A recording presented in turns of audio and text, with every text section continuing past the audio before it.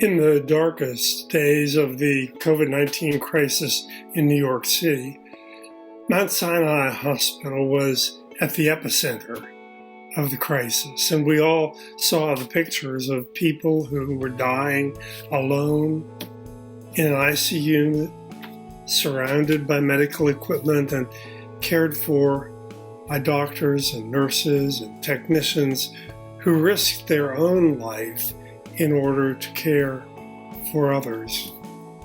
It was a dark, difficult time. The only comparison in American history is the Great Flu Epidemic of 1918, when 670,000 Americans died.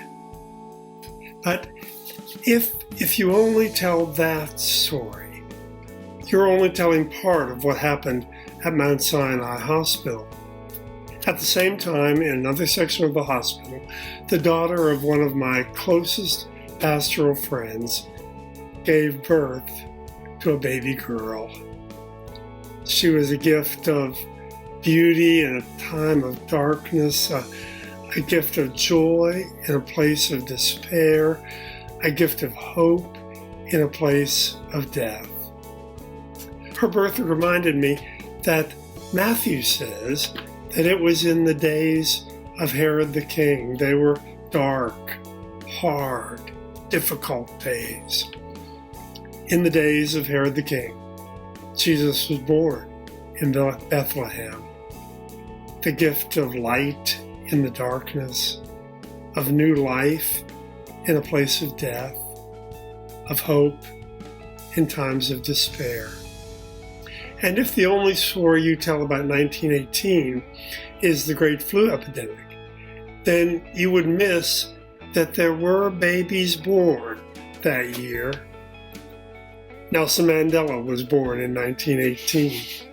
So was Katherine Johnson, the African-American woman who was the hero in the movie Hidden Figures. Billy Graham was born that year. Nipsey Russell, Leonard Bernstein, Pearl Bailey, Alexander Solzhenitsyn, Anwar Sadat.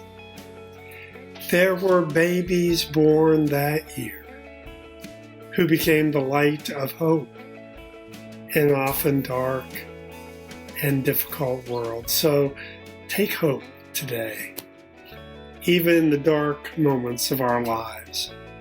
Christ is born. The light shines in the darkness, and the darkness shall never overcome it. Thanks be to God.